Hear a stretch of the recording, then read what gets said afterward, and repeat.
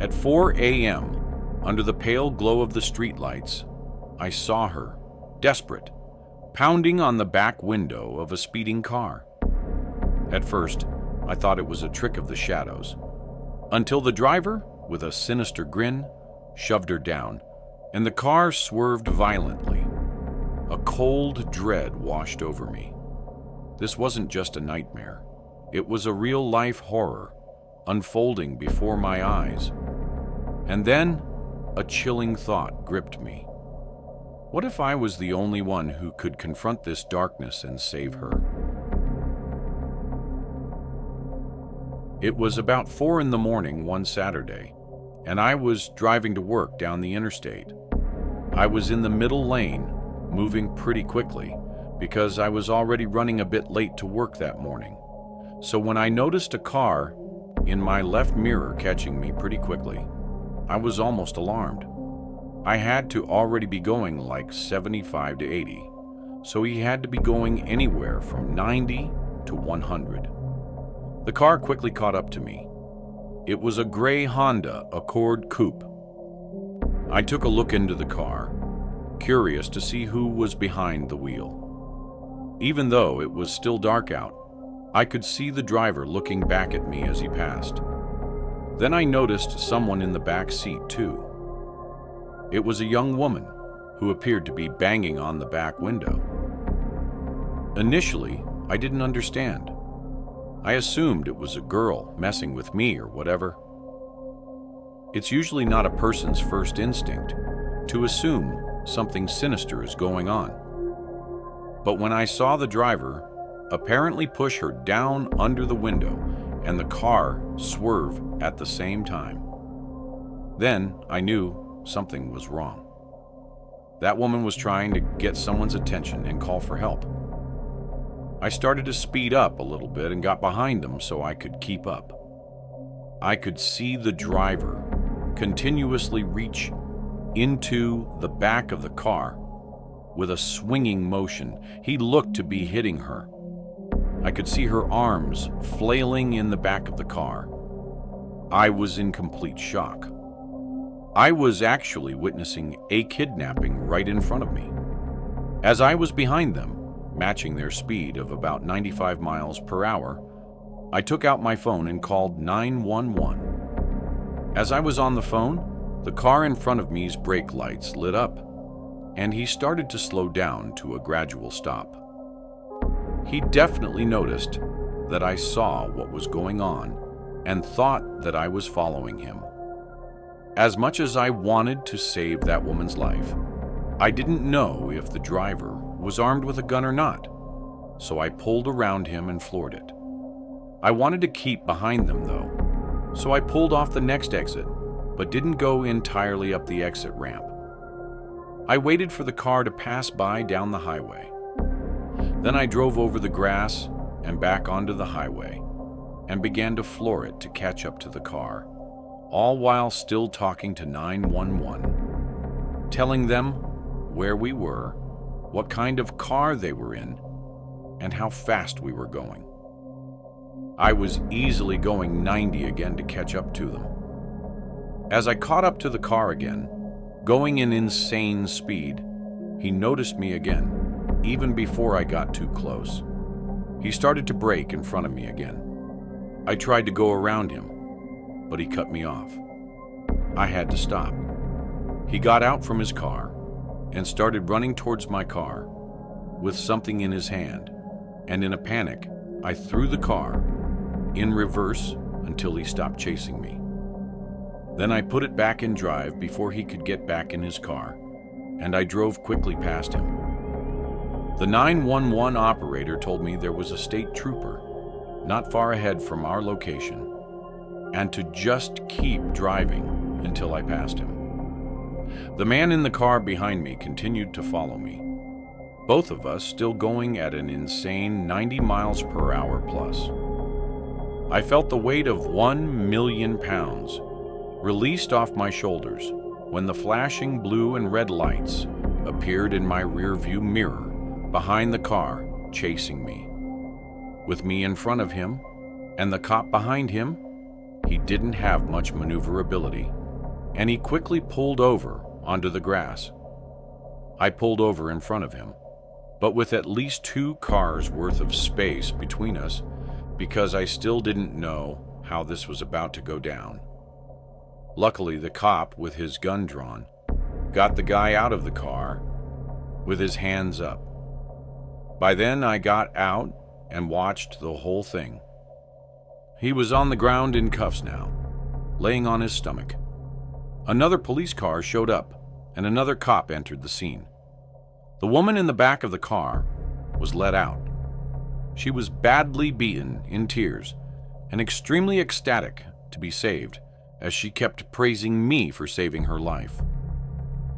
The driver of the car was her ex-boyfriend, who had come to her house, and when she refused to talk to him, he attacked her, grabbed her, and threw her in the back of his car, which had the child locks on.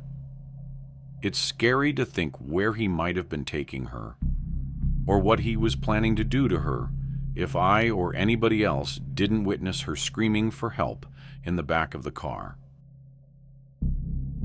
I made a trip to visit Boston to support a family member who was running in the Boston Marathon. I was driving from Chicago to Massachusetts and had to take Route 20, possibly the longest highway in the United States.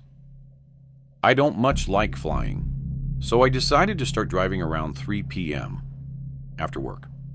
My GPS was telling me it would be a 15-hour drive, so knowing how I drove, it would probably be 14 hours. My ETA was telling me 6 a.m. I was expecting 5 a.m. if I didn't stop. I'm the type who doesn't like to make many stops on long car rides. I like to just bang out the whole ride in one go. Most of Route 20 is open land, and there isn't a whole lot of traffic in a lot of it. I'd say 10 hours in around 1 a.m. Thus, I was basically one of the only cars on the highway. I had music blasting to keep me awake. I was comparatively almost done. Not really, but I was optimistic. I was starting to get slightly tired, though, even after the 2 cups of coffee I drank. I didn't want to pull off for more coffee, though, so I tanked through it. It would make finally collapsing into a bed when I'd get there all the more rewarding. One moment, I was the only car in sight. Then next thing I knew, there were headlights in my rearview mirror. I was in the left lane, and he was kind of on my ass, so I switched to the right lane. He speed up a bit, passed by me, then for some reason slowed to match my speed, just as my front bumper aligned with his rear bumper, and he just matched my speed for the longest time. I started to speed up to pass him. As soon as I got in front of him, he turned into my lane behind me, so close it almost looked like he was going to clip my car. I had no choice but to speed up even more to get him off my ass. I wasn't looking to be the victim of a road rage incident, not at this hour especially. As I speed up, so did he. I switched into the left lane, and so did he. Now I knew something was wrong. Couldn't be an unmarked cop. It was some old ratty pickup truck. The truck started to flash its lights behind me. I didn't slow down. I was honestly afraid, because I had never experienced anything on the road like this. I kept driving, stepping on the gas just a bit to increase my speed, 5 to 10 miles per hour, hoping to pass a cop, or any other cars for that matter. But I couldn't see another set of taillights as far as the eye could see, just the very seldom car zooming past on the other side of the highway. The pickup truck behind me then switched lanes and floored it. I heard the aggressive roar of his truck's engine passing me. He cut in front of me, then he started to brake. I tried to swerve around him, but he kept blocking me. I was forced to stomp on the brakes too. I started to honk because it's all I could do. As we slowed, the man in front of me put on his hazards and started waving his arm out the window, signaling for me to pull to the side of the road. I obviously didn't listen. I took the chance to quickly pull around him as he started pulling onto the grass, and then I floored it. My sedan could easily escape his pickup truck, but I hit 100, and he was still not far behind me. I got off the highway at the first exit. I stopped at the red light at the end of the exit ramp, not expecting him to still be behind me, but they were. The pickup truck's headlights pulled up behind me. Then the truck pulled up to the red light next to me. I looked to my left at the truck, and the window rolled down. Inside were 3 people. I'd assumed men, wearing vendetta masks. They all looked at me, trying to scare me, I'm sure, but it worked. I blew the red light onto the main road, and finally there were at least other cars around. The pickup truck finally stopped following me. At a certain point, I was scared I was going to be killed. It was more than just a road rage incident. I didn't get the plate number. In fact, I don't even remember seeing a plate on that truck. All I know is it was some 90s black pickup truck. After that, I parked in a Walmart parking lot and fell asleep. I woke up around 8 and finished the drive. I told my family about the incident, and I warn everybody to be careful when driving late at night. It was a Tuesday night in March. I was driving back from a friend's house in the city, a trek that would take me about an hour in decent weather, but a deep fog had set in on the long, lonely highway. After midnight, this particular stretch of road was often abandoned, save for the odd semi, their plates showing unfamiliar lettering and colors from places I'd never been to. It was 1 a.m. It had been a long day, wandering around for hours with my friends, shopping, checking out new cafes. It had left me tired. My eyelids were heavy, and the impenetrable fog made the highway an unending, drifting mass of hypnotizing gray. I drove cautiously, at times slowing my speed to a steady crawl and flashing my hazard lights to let anyone behind me know I was there. Suddenly a vehicle appeared, its wheels half on the highway and half on the shoulder. I slammed on my brakes and pulled over behind it, narrowly passing by the bumper.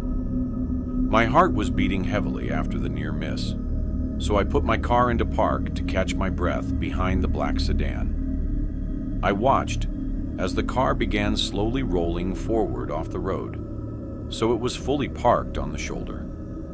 The car sat for a moment, then the driver's side window rolled down. An arm appeared and did a waving motion to pull over. At this point, the adrenaline from the sudden stop was still pumping through my body, and it made sense to move further off the road. I followed the car as it took a slight turn onto a side road. It came to a stop, and the driver's side door opened. The driver walked towards me through the fog. A tall, lean guy wearing a black winter jacket and jeans. He looked younger, 30-ish, and he was smiling as he approached my car, illuminated by my headlights. I rolled down my window a crack, thinking maybe he was coming up to apologize for his unsafe parking. He got to my window and then motioned for me to roll it down further.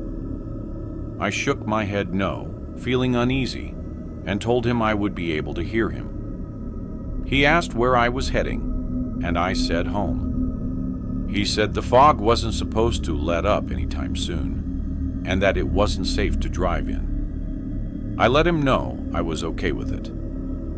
He raised his eyebrows and asked why I pulled over then. I didn't want to start anything with this man, so I lied and said I had gotten a phone call and needed to pull over to answer it. He smirked, and it felt like he could tell I was lying. He said he lived with his wife and sun just down the road. About 5 minutes, if I wanted to wait it out. I shook my head again, but he wasn't taking no for an answer. He tried to scare me, saying how it's 10 times more likely for me to die in a car crash when it's foggy, and that I looked tired and I should really think of my family before getting back on the road. I held my ground. He was getting angry. He began looking back at his car, and I saw someone move in the passenger seat I hadn't seen before. Suddenly, the man was grabbing at my door handle, trying to open it. Thankfully, it was locked.